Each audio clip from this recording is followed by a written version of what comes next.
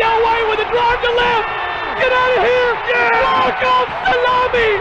Have a bite of Rocco What is Salami. up, folks? It's your boy, Bentuan. It is Touch 'em All Tuesday with Tezos. This one's specifically dedicated for all you Tezonians out there who are interested in some of the latest and greatest happenings of the Tezos space. So we're going to get into Dexter today, the decentralized index for Tezos. So let's get started here. Dexter, what do we got?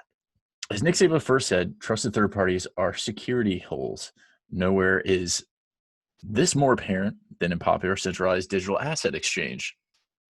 Even if you don't get hacked, robbed, and your customer data doesn't get leaked, many users still probably getting fleeced by schemes ranging from front running to wash trading to founders stealing their own customers' funds. I had to look this up. I've heard of both of those terms. Front running, for those you don't know, Investopedia.com has a nice little breakdown for us. Front running is when a broker or other entity enters into a trade because they have foreknowledge of a big non-publicized transaction that will influence the price of the asset, resulting in a likely financial gain for the broker. Also occurs when a broker analyst buys or sells shares for their account ahead of their firm's buy or sell recommendations to clients. So very interesting stuff there. First thing that comes to mind is Coinbase.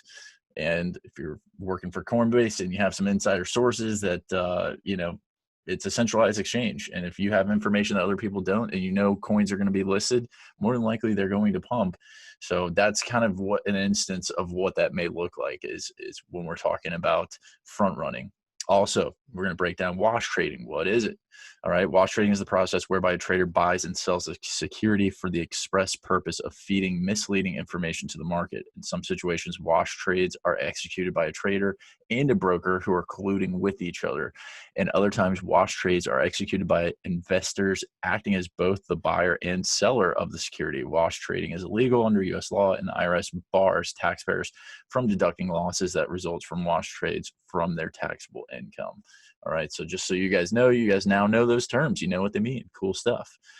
The beauty of smart contracts and public blockchains is that this exact kind of behavior in many cases can be mitigated or avoided programmatically. Decentralized exchanges in their current form introduce trade-offs such as illiquidity and vulnerability to front running, but efforts to address and mitigate these changes are in the works. We just want to let you know that soon Tezos will have in its name is Dexter. In fact, we already have a Uniswap inspired prototype ready to try out on the Tezos AlphaNet here via a walkthrough tutorial for those proficient with the command line interface. So real quick, shout out to our CEO, Ken Garofalo. He posted about this last week. I thought this was really cool, so I wanted to cover it for our Touch 'em All Tuesday this week for Tezos. This is like as good of information, as good as gold. What this does is it's showing you behind the scenes of what Tezos is working on. Tezos is such a great project. I think a lot of us forget it's only 2 years young.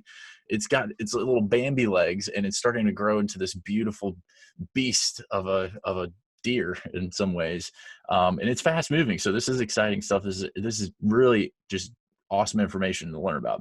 So Uniswap inspiration. Dexter is functionally similar to Uniswap, a simple, elegant, entirely on-chain decentralized exchange with no order book. With Uniswap, anyone can become a liquidity provider by sending an equivalent value of ETH and an ERC20 token to that token's exchange contract. They will be rewarded with fees paid by those who swap tokens using the exchange contract. As of now, it's 0.3%. Very simple formula adjusts the exchange rate with each trade based on the relative sizes of their respective liquidity pools. So for those of you who don't understand liquidity pools, essentially all that is you are putting your crypto inside of this pool. And every time somebody else wants to come in and trade out, let's just say ETH for Tezos, and you put in ETH or you put in Tezos, so you can break up your portfolio however you want to inside the pool, you're getting a transaction every time that money is pulled out of that pool. So what they're saying is you're getting 0.3% on Uniswap. So it sounds like Dexter is going to try to set up something similar, but that's kind of liquidity pools in a nutshell. As long as your trade size is not a significant portion of the liquidity pool, the price slippage will be minimal. So how are we building Dexter? Our current prototype uses a token interface similar to ERC20, but Dexter will use the TZIP fungible asset standard when it's ready. So it's, like I said, this is hot off the press. This stuff is happening real time. They're working on it, and it's going to be released soon. So they're still working on a lot of stuff. So what they say is our front end will be written in Reason React because it's awesome and functional and based on OCaml. We have a Haskell backend. This is getting into a little bit more of the tech side of it, the development side. So future work and ideas. Uniswap is beautiful, but we didn't want to just build a clone. There's room for improvement, and some facets of Tezos offer interesting possibilities. Dynamic or market-based fees. Hayden Adams, the creator of Uniswap, selected the 0.3 transaction fee to be competitive with other exchanges, but without knowing if it would be a good number for this new type of DEX. It has actually worked out pretty well, and we might stick with it, but we are actively researching different fee structures, some of them dynamic. UI, UX. We want to maintain the simplicity and ease of trading that Uniswap is known for, but there's a lot more information and functionality that can be provided to traders and liquidity providers to enable more efficient markets. Baker DEX.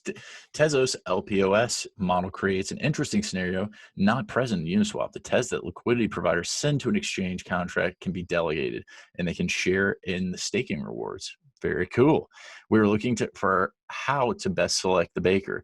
We might partner with one of the major services or allow holders of liquidity tokens to vote on their delegate. Formal verification. We will not deploy our Dexter contracts on Tezos until we've formally verified their correctness. Hopefully, millions of dollars of value will be held in exchange within each of these smart contracts. Goes on to kind of dive into a little bit more of the development side with Michelson, which is the coding language that Tezos is written in. This shit is on the chain. OX uses off-chain relayers with order book. Most other DEXs rely on off-chain elements, mostly because keeping order book on-chain is prohibitively expensive. There's some interesting possibilities that come with entirely on-chain decentralized exchange, like on-chain price discovery, foregoing the need for a trusted pricing oracle. Derivatives can be built, which refer to Dexter's on-chain prices. Dexter could be a foundational element of Tezos DeFi system. This is funny. I wrote a post about this last week. I was like, Tezos, why aren't we doing anything with DeFi? You guys have an awesome product for this. And 1 week later, it seems like DeFi is catching on to Tezos. I love it. I think it's going to be awesome. I'm going to be a part of it. You know, not financial advice, but I'm into the Tezos project, and that's why we're doing this for Tezonians here. But where are all the tokens? Many token projects for Tezos are currently in development, but they aren't a good fit for Dexter. Security tokens are coming to Tezos, but they're real-world assets which are administered by trusted third parties. So what then? Build a DEX and the right tokens will come. Tezos has a bright future. We expect to see decentralized stablecoins, synthetic assets representing cryptocurrencies like BTC or ETH on Tezos, and other tokenized stuff we can't yet imagine. So for those of you who don't know what synthetic assets are, this is cool because I got schooled on this past week. Essentially, synthetic asset is an IOU. So when you're putting in your stable coin or your coin into the liquidity pool, you are given a essentially an IOU that just says, hey, we're good for this. We're good for this. If you bring it back to us at any point, you can get your whatever you deposited in there back. So it's like it's an IOU in the form of a token. So I thought that was kind of cool. Synthetic assets, also known, I believe, as derivatives.